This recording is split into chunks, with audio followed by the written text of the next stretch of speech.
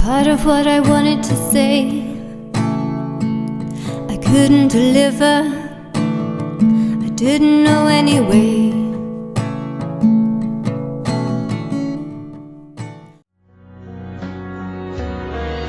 Such a bittersweet taste, such a perfect waste.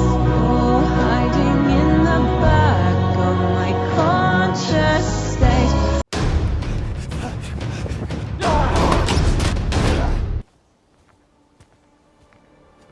Don't trust anyone.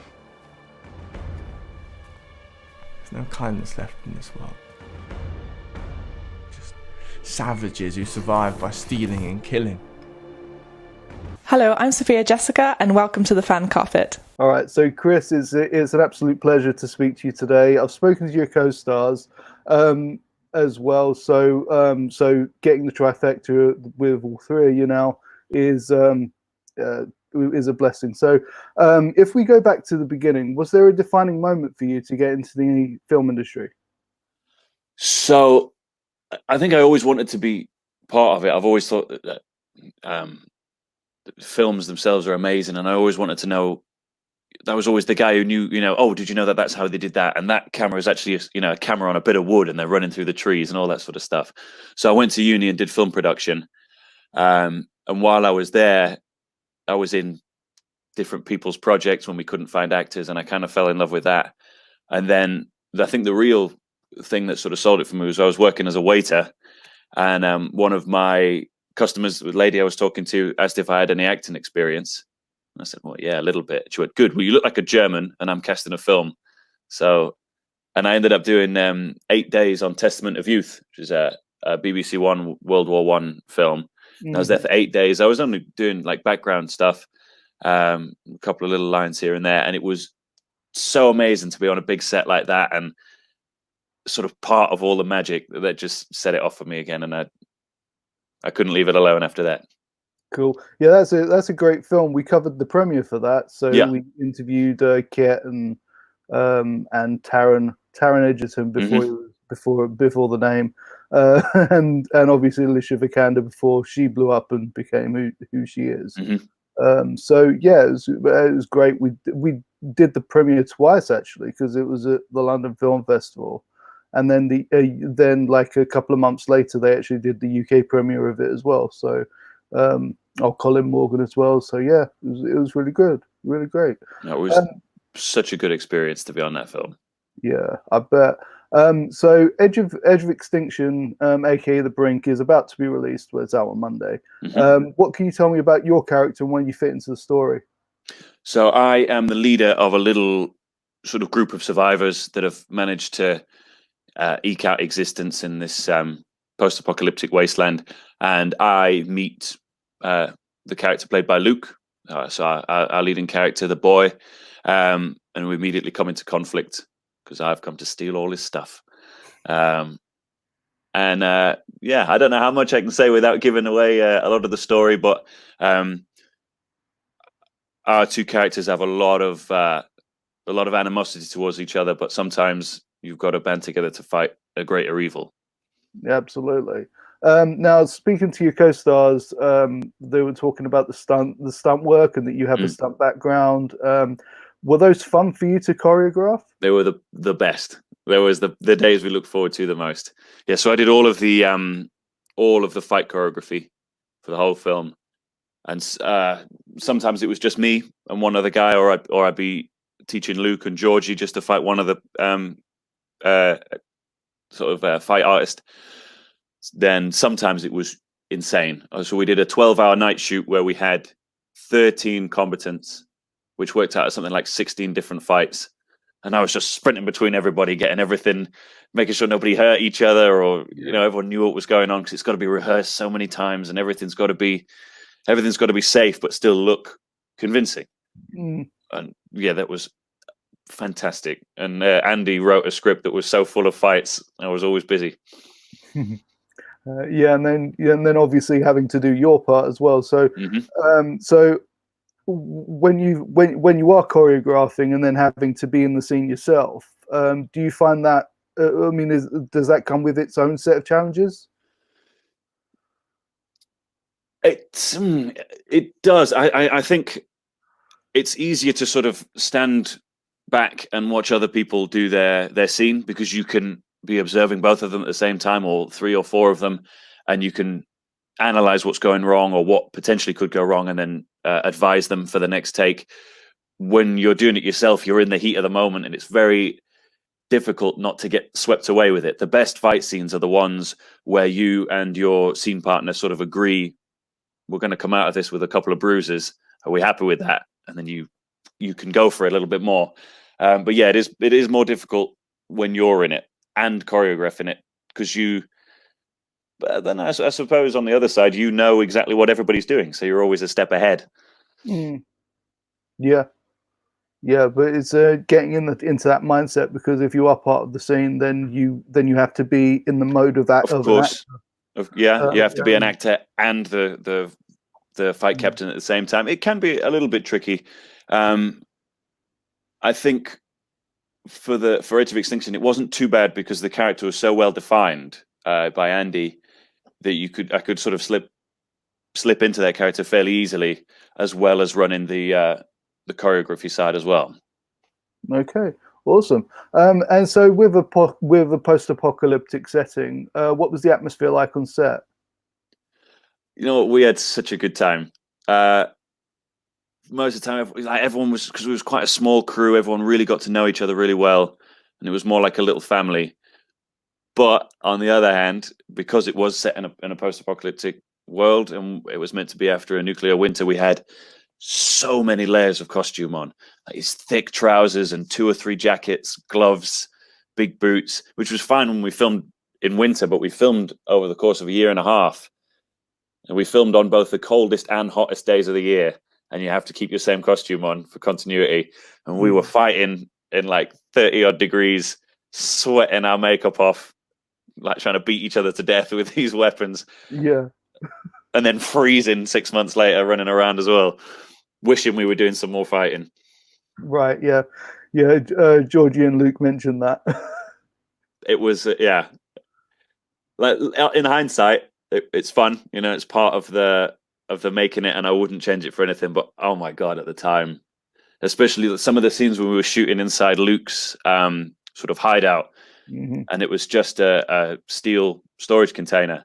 So when it was cold, it was fucking freezing, and when the sun was beating down on it, it was just a radiator inside. But that's Hollywood glamour for you. Punishing yourselves for your art. So. Exactly. So do you have any moments that will stand out for you that you will take with you for the rest of your career? The night shoot that we did, the fight scene, was amazing because of how well everyone just embraced it. Like on a bigger budget shoot, you would normally for a big combat scene like that, you would have met up 3 weeks in advance, and you would have trained for 3 weeks until everything was like clockwork. We met up the day before with the 11 other fight artists, and everyone just embraced it so much. Like everyone was so enthusiastic, and when we were shooting it, every time Andy called cut, everyone was so sort of stoked that each fight had gone so well. So that was pretty special. Or the very last day of shooting, we had another big fight scene, and I got headbutted in the face because we got too excited in a fight scene, and I took my mask off, and I was absolutely covered in blood. And Andy went, "Yes, brilliant, use it and go again." And so we shot the next couple of scenes. We didn't need any makeup; it was just covered in real blood. That was pretty good. Okay. I suppose obviously having I mean, when I was speaking to Georgie, she mentioned that she has like a combat training background. So does that help when bouncing ideas off of each other? Yeah, hugely. The difference between a combat trained actor or even an actor who does martial arts or dancing or anything like that, it all seems to click a little bit easier. And you don't have to start from the very beginning of this is how you throw a punch and this is how your feet should be, because they're already those 2 or 3 steps ahead. And yeah, so Georgie had done a couple of quite prestigious training camps, I think. So she was throwing ideas in. And it was like some of the guys that of the background artists we had in, they were all so keen. They were like, "Oh, could you kill me this way? Or what if you like threw me down these stairs or whatever?" Everyone was so keen to be throwing ideas around. That was really useful. It was helpful. Okay, great. Obviously, being this is post-apocalyptic and science fiction, do you have a preferred genre and any favorite films? Ooh, I love science fiction. I think my favorite 3 films are Terminator 2, Alien, and The Thing. So maybe that sums up my genre. Yeah, those are great films. Yeah, my favorite. Yeah, Terminator 2. I think my favorite film of all time. Cool. Just, I don't think I can pick a bit that should be changed. It's just phenomenal. No, and especially when you realize that they actually the way that the T-1000 moves, they pioneered that. That was the first time they ever happened on screen. And it doesn't look old now. And that film's from 91. It's 91, something like that, which is just incredible. Yeah, early 90s. Yeah, it's it is incredible, and it puts the other films like the films that come after it, like it puts them to shame. I mean, it really does. I did quite like Dark Fate. They actually had some really cool ideas in there, and Genesis even had some really cool ideas. Although the trailer, if you've seen the trailer before you saw the film, it kind of gave the game away, which I thought was stupid. But straight away gives away that John Connor becomes the machine. Yeah, it's just the worst. It's just the worst. It's that sort of reveal you want to see in the film and be in the theater when you actually see it for the first time. You don't want to be watching on a computer screen or on your phone, and that be the first time you see that reveal, because that just and you're just waiting for it to happen in the film. It steals the impact, doesn't it? Hugely. It does, because you already know going in. So they really did a number on that one. They've maybe if they continue it now that it's under Disney, I don't know if they're going to, but don't know if they're going to be doing it, because now obviously 20th Century Fox is part of Disney. So I don't know who owns the rights at the moment, so we shall see. I just feel like everyone that's come afterwards is just trying to live up to that mark of T2. And I don't think they ever will. Yeah, I don't either. They should have just left it with the 2 films. Yeah. Agreed. Left it with the 2 films. I mean, Sarah Connor Chronicles were pretty cool on TV, but again, that's a TV timeline, and so the timelines aren't. I think it's a different timeline to the films, I believe. So it doesn't exactly interlock, but it's a better it's a different Elseworlds take on. Yeah, a different take on it. Yeah, on the whole thing. So yeah, and Lena Headey is just incredible. So she's awesome. Yeah. So, are there any other aspects of the film industry that you'd like to pursue? So recently, in the last sort of year or 2, I've fallen into video game voiceover and motion capture, and that has just I sort of got my first job in that almost by accident through my agent, and since then I've got more and more and more, and that is one of the coolest things I've ever done. So I would really like to do more motion capture.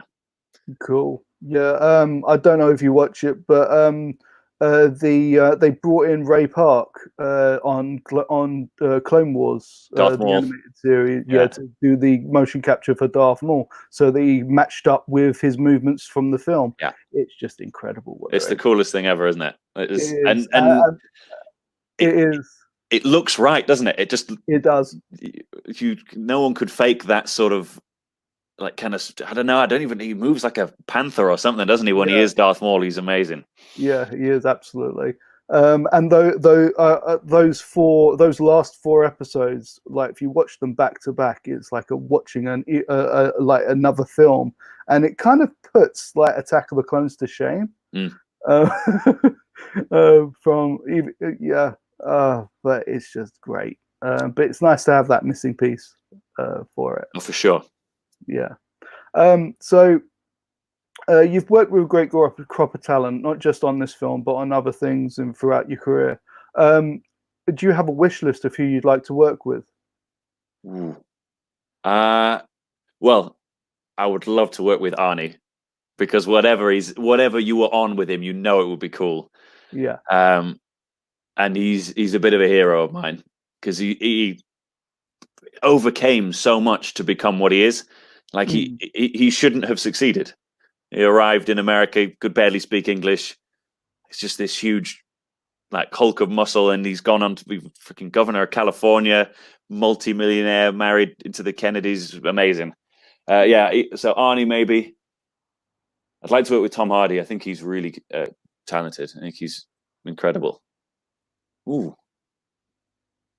You know what? I wouldn't be fussy. I would welcome working with anyone because every job you go on, even every audition you go on, you come away and you've learned something else that you can take away to the next one. Absolutely. Arnold Schwarzenegger. We had when he first came back to acting with The Last Stand. We did the premiere for that. That is incredible. And he is just the nicest guy.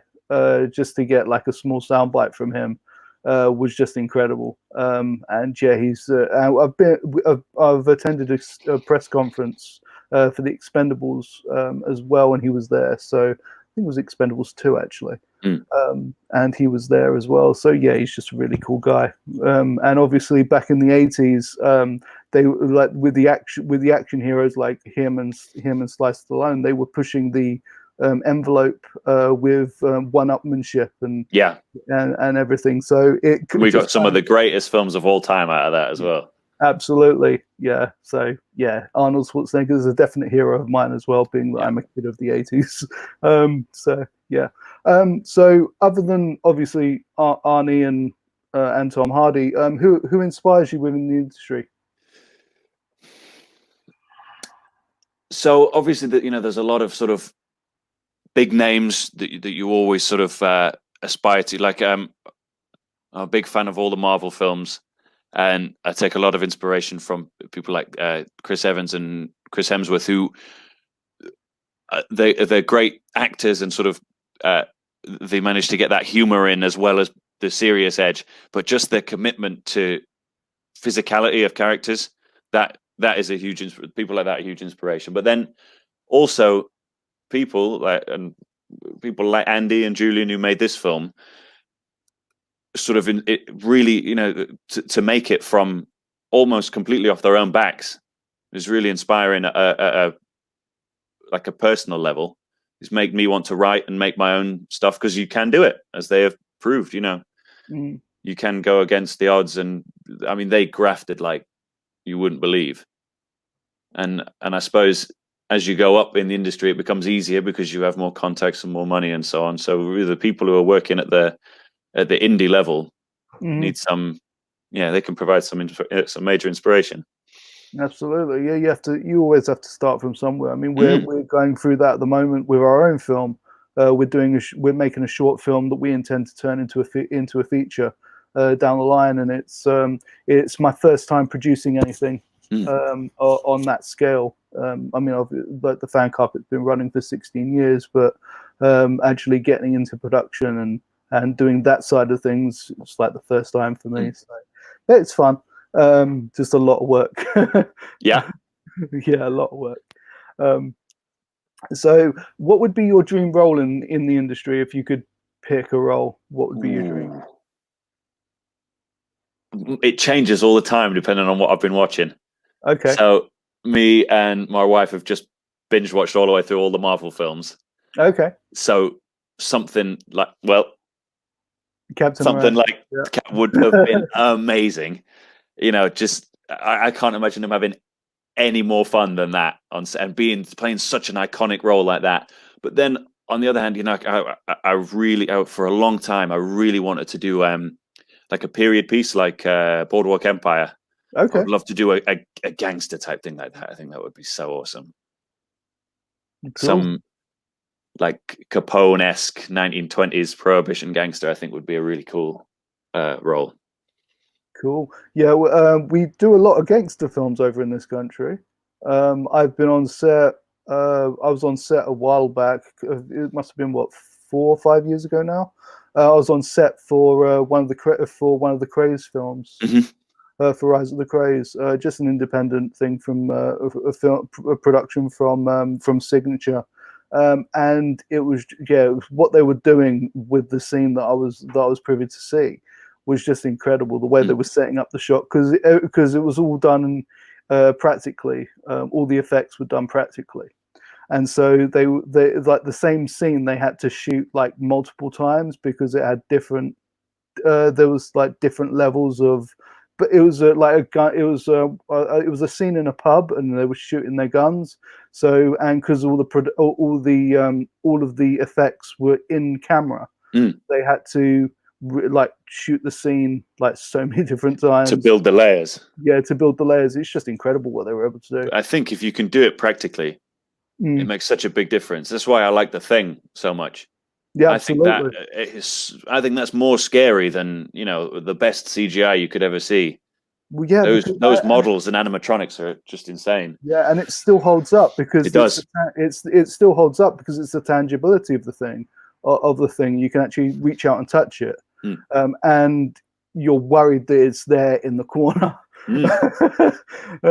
Yeah. I mean, it's the same with my favorite film and a favorite film of all time, which is Gremlins. You can actually touch those puppets. You know they're puppets, but in the moment, you're scared of them, and I definitely was when Spike became a spider in the second one. So yeah, but they're great films. It does make it makes a difference. It does indeed. And even I had the pleasure of watching it in 4K for its 35th anniversary at Cineworld, and because I had never seen it in the cinema because I was born in '83, and it came out a year after, so yeah, I was way too young. But to see it in the cinema, you're still jumping at the same points. There's a couple of jump scares, but not many. But and it's not it was scarier when I first watched it than it is now. I guess because I'm desensitized to it. Yeah, of course. But creature features are awesome. All right, so fandoms are a big part of the industry. You've mentioned Marvel, but what are you a fan of? Ooh, Game of Thrones, big time. I read the books until they fell apart. Sort of, I was reading. My friend knew that it was coming out as a TV series. He said you would love these. So I read the first 2 or 3 before the show started, and they are amazing. And I don't know whether I prefer the book. I think I prefer the books, but they go along so nicely with the show, and provide all that amazing richness to the world that he's made. So yeah, definitely a big fan of Game of Thrones, Marvel, Star Wars, but the old ones, and controversially the episode 1, 2, and 3, because I grew up with those and I still think they're awesome. Okay, yeah, I mean, the way I see it, there's I'm not a fan of the prequel films as in their entirety, but they do have they have the odd bit of genius in them. Like in Revenge of the Sith, that fight, the volcano fight on Mustafar between Anakin and Ewan McGregor and Obi-Wan is just incredible. The pod race scene is groundbreaking.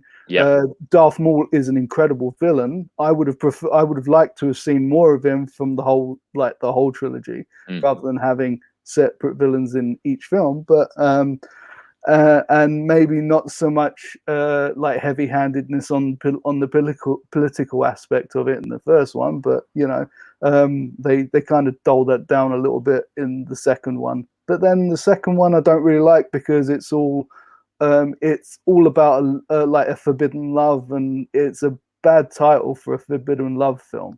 So I don't know. But then and then instead of having the Clone Wars on screen, they put them in a cartoon.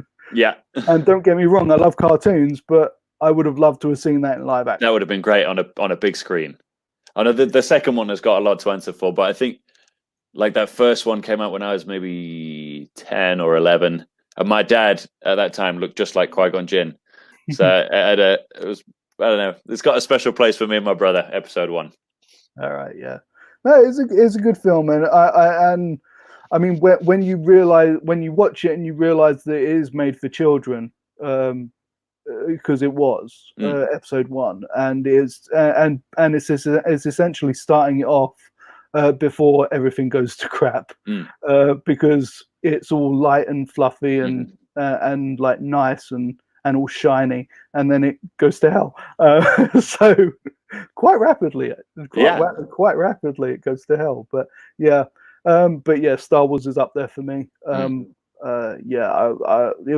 It's films that I remember watching with my dad. Like he introduced me to them. So yeah. He had a visit. Well, while he was in hospital, we had a visit from Marc Hamill. Brilliant.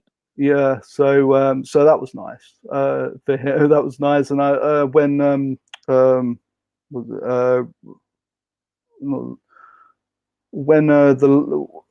the Last Jedi came out, I organized a cinema trip for him within the hospital, so that you could actually see it. So that was cool. That's brilliant. Well, I think that is what is quite special about Star Wars, is because it has spanned so many years. You have got, dads watching with sons who then are watching with their own kids, and daughters as well. Everyone loves it.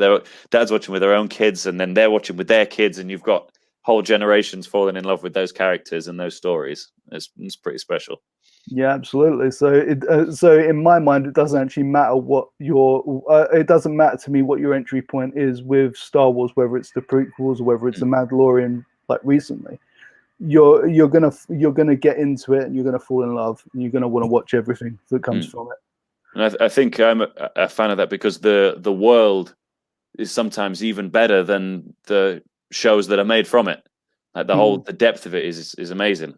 Yeah, for all the other, for the cartoons and the video games and the comic books and everything, transcend anything that's made into the films. Yeah. And then, like, you got Mandalorian, which is coming back for a season 2 at the end of the year. That's going to be incredible. And the pioneering technology behind that, the way that they actually shoot that, because it's all on a soundstage. And they've got like I believe it's, I haven't watched the documentary, but it's on Disney Plus. They as far as I'm aware, they don't film anything on blue screen or green screen. It's like there on the soundstage. They've actually built. I've seen I've seen some examples of that. Essentially a holodeck from Star Trek. It's just incredible. Yeah. To pioneer that's got to be a lot of fun to do on a daily basis. And it comes across as well, like the locations that they go to in the Mandalorian look amazing. Yeah, absolutely. So is there a book that you're a fan of that hasn't been adapted to film or TV or Netflix that you'd like to be a part of? Ooh, I don't know about a book. I think all the books I've read, especially the ones I read when I was a kid as well, have now have been made into something. All the Witches, I used to read those. Game of Thrones, Lord of the Rings. I think there are some games waiting to be made into films, but they're always so terrible. Yeah. But I would love to see a Dead Space or BioShock made into a film. Yeah, apparently I believe it's BioShock, or could it be Halo? Something's telling me it's Halo, but they've been trying to make the film for the longest time. I mean, even Spielberg has had trouble. I think it was Halo. Actually, it could have been BioShock, but that'd be fun. It's just so difficult to try and compress it into a film. Or Fallout. I think I love that whole post-apocalyptic genre. And it's got that kind of 40s, 50s, 60s vibe. They could be so cool, but how do you compress such a massive world of any of these things into a film? Concentrate on the first film, and then if it's successful, announce you're going to make 6 films, and then that was the problem with Power Rangers. I really enjoyed the most recent film. I really enjoyed it, but I'm a big fan anyway. And the problem with that was they essentially use the first one as a jumping off point for the rest of the series, but but forgetting that they've got to make a decent film in the first place. In the first place, yeah. So. And there's your problem, is it? Do you make a film about a video game or something that already exists to appeal to the existing fans, or do you make something to try and reach a wider audience? And if you do that wrong, you piss off both camps and you make something that everybody hates. Yeah, it's tricky. They kind of had that with the most recent Sonic the Hedgehog film. Yeah. I mean, I hated that original design. I hated that. With the teeth and the tiny eyes. Yeah, that's not Sonic. When I was a kid, if there was one game that I was playing, it was like dollars to donuts. It was Sonic the Hedgehog, because I was very much in the Sega camp when I was a kid. I still am to a degree, but I'm not a gamer. But yeah, I mean, I don't know what they were thinking. I really don't. I'm glad they corrected it because the film's great, but that's the power of a fan reaction there, though, isn't it? Yeah, which is amazing. Oh, yeah, the backlash they got because of that. Mm-hmm. We actually spoke to the director and the director and the producer and Ben Schwartz at the premiere. Before the whole world went tits up. So yeah, that was and the film's great. I took myself to see it on Valentine's Day when it came out. Good lad, that's how it's done. Yeah. So with the popularity of streaming services like Netflix and Disney Plus, what do you think the future of cinema is? I think cinema will always have a future. I hope so anyway, because I love it. I love going to the cinema, and every time I go, especially for me, it just re-inspires me again, and I want to rush off and apply to every audition and practice a load of characters or whatever. I think there's something special about seeing a film in the cinema for the first time. I don't think it'll ever go away, but it will perhaps struggle more and more against streaming services. But I suppose they're always trying to offer something different, aren't they? Now you can take your glass of wine into the cinema or whatever, or they've got better restaurants or better screens, or they're always trying to make something to make it a little bit more immersive. But I don't think they'll ever go away. You can't recreate that at home. No, as good as home theater systems get. Yeah, there's that community aspect to cinema watching as well that you can't get anywhere else. Yeah. I mean, I think it's going to adapt, and I've been hearing and reading some stuff about the drive-throughs coming back in America, so that'd be fun. That would be cool. But I don't drive. Yeah, but I don't drive, so have to work something out. Yeah. But yeah, so Edge of Extinction is out on Monday. What are you hoping that people will take away from the film once they get a chance to see it? Well, I hope they enjoy it to start with, and I hope they find it entertaining. We put a lot of work into it, and it's always going to have a special place for me. That film, it was such a massive learning curve and a really good opportunity. I hope they take away. I hope they can be impressed by what you can achieve with very minimal budget for something of this sort of ambition. Great. Yeah, it's great, and yeah, thank you so much for your time today. And yeah, this will go out on Monday alongside Luke and Georgie's. Where can people find you to catch up with what you're doing? I am on Instagram at Chris Kaye, very easy to find. That's probably the best place to keep track of what's going on with me. All right. Chris.Kaye. Cool. And what are you looking forward to getting back to once the restrictions are lifted? Oh, I'm dying to go back to the gym and get my sodding haircut. Normally, I've actually impressed with normally it's sort of flopping down here in the last few weeks, but it's all coming off as soon as I can get in. Fair enough. Well, you enjoy the rest of your day, you, and keep yourself safe. Take care. Yeah, pleasure talking to you. See ya. You too. Thank you. Easy. Bye. Thank you for watching The Fan Carpet. Please follow us on Facebook, Twitter and Instagram for more content next time. We need each other.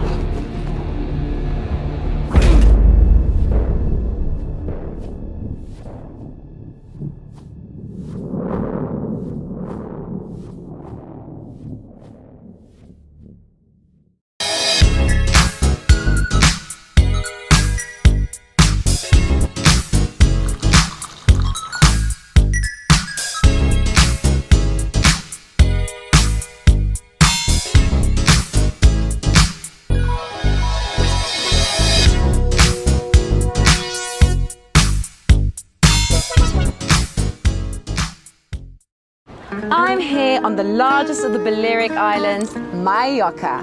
With the turquoise waters of the Mediterranean Sea, beautiful mountainous landscape, the thriving city of Palma, quaint little market towns, a growing number of luxury hotels, it's no surprise that the likes of Audrey Hepburn and Elizabeth Taylor like to holiday here.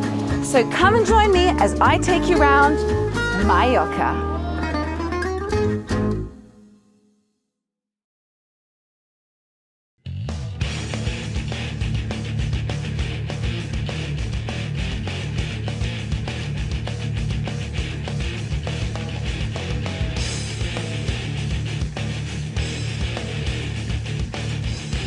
Thank you for watching The Fan Carpet. If you like this video, be sure to click that thumbs up button at the bottom of your screen.